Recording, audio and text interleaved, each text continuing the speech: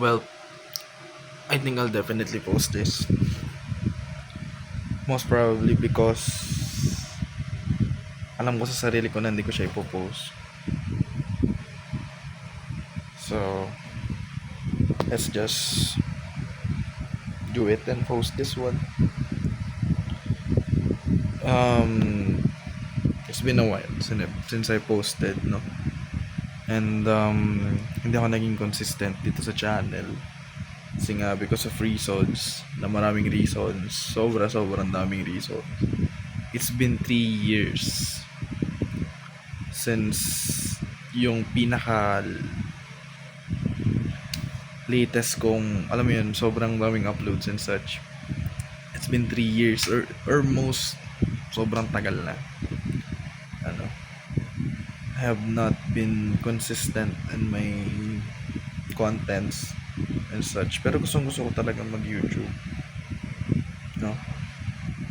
So we're gonna try it paunti-unti this time, no? Paunti-unti natin siya subukan. And let's just look from there, no?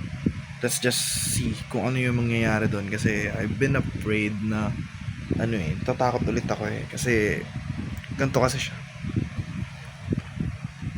Nag-start ako mag-vlog because I want to create memories, no? Hindi lang siya dahil may kinikita sa YouTube or dahil makakuha ko ng maraming viewers, no? It's not all about that. I just want to create memories as such na pwede ko siyang panoorin, no? Sa someday just to watch and reminiscence do sa nangyayari sa akin, no? Mga nangyayari sa buhay ko. It's like a video journal, kumbaga. Yun talaga yung pinaka-purpose ko why I build the channel, no? Well, not likely. Gusto ko talaga sumikat, no? Hindi ko na itatago yun. Pero, habang tumatagal, I just want to create something na, alam mo yun, pwede kong balikan, even though it's cringe and such. No? So, I just want to create another that, no? Gusto ko lang na, alam mo yun, kasi, alam mo, gagraduate na ako ng college. I'm on my 4th year na. And the 3 years na meron ako sa college is wala ako ka-memory kahit isa dyan. Well, I have my socials, pero wala natin kasi ako gana mag-socials, guys. Wala na akong gana mag-Instagram, wala na akong gana mag-post. Actually, most likely, pinaka-post ko na lang is, my days. No? Hindi na talaga ako scroll to anything, no? Ayoko na rin nakakakita ng I just don't want to feel overwhelmed with the things na nakikita ko na social media, no? Kaya nag-stuck ako sa YouTube because sa YouTube kasi alam mo yun, there's a lot of things that you would know na hindi mo pa nalalaman, no? And there's people talaga na alam mo yun, di mo sila likely kilala pero kilala mo sila. So, YouTubers, ganyan. Or maybe some fun facts. Alam niyo na yun.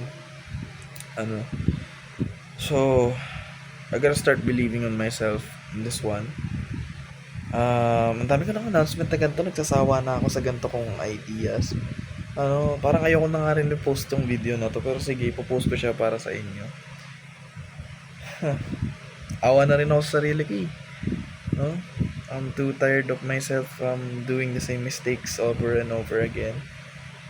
Wala lang, guys. Natakot talaga ako kasi nakuha kasi tong vlogging sa akin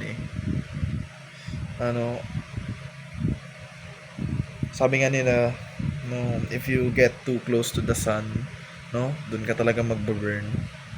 Hindi ko naman sure kung nag-go talaga ako sa sun, no. Hindi ko pa nga maisip if nag-go na ako sa limit ko or sa expectations ko as a content creator. Pero yun nga kasi nakuha sa akin yung pagiging content creator And tatakot lang ulit ako na baka kapag pinagpatuloy ko na mag content creator na naman, kung may part sa akin na baka mawala na naman yun, no? Masakit kasi siya nung nawala. So mas masakit siya if mawawala siya ulit. Kaya alam niyo yun, kung makikita niyo sa channel, pasulpot-sulpot lang ako. hindi siya yung consistent na I can post every day, every night, or maybe every week. Kaya ko naman, pero yung thought na, ala, baka, ano mo yun, there's another this or that. No? Pero I'll try my best to disregard all of those shits na naisip ko. No? I'll try to be more me dito sa channel, no? Kasi yun naman talaga yung why ko ni-rebrand yung channel, no? To be more me, no? Without the judgment of others. So we're gonna try again, no? I don't need you to trust me on this one, no? I've been so inconsistent at times na wala na yung trust ko. Wala na yung trust nyo sa akin.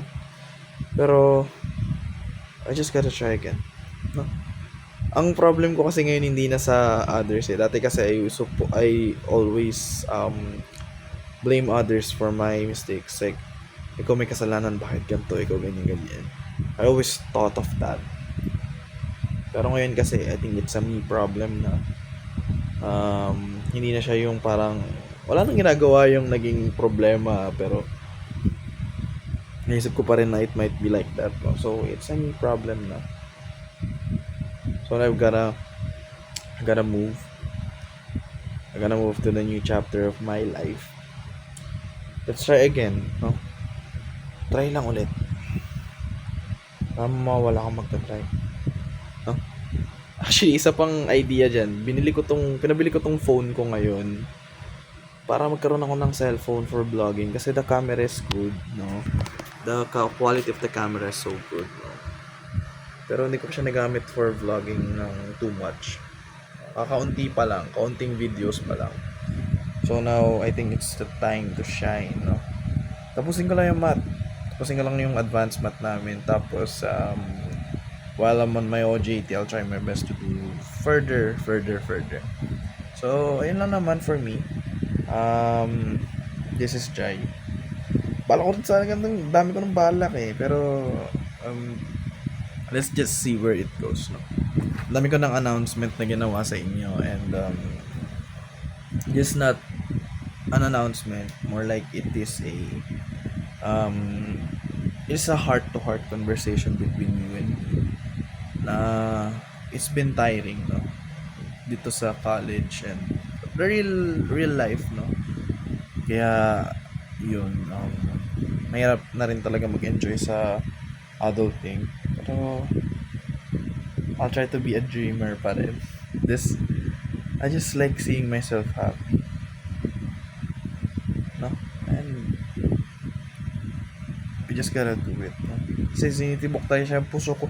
Ilang taon na akong gusto mag-vlog talaga. It's not like kung ayaw ko talaga mag-vlog, no. I really want to be content creator, no? It's not something na kaya kong itapon lang. Kapag tinapon ko siya, bumabalik siya sa akin. Para siyang boomerang, no? Pag tinapon mo siya pa ganyan, babalik siya pa ganun. It's not, ano mo yun, it's not the other way around. So let's just start and do something for ourselves. For myself. So this is Jai. I'm gonna try again. It is August 1. As far as I know, it's August 1. No, it's July 31. It's July 31. Marks the day of my start in the content creation field again. And I will sworely protect the trust of my viewers. Let's just try again. Maybe you're good with that. Good with that. We're good. So let's try again. Bye bye.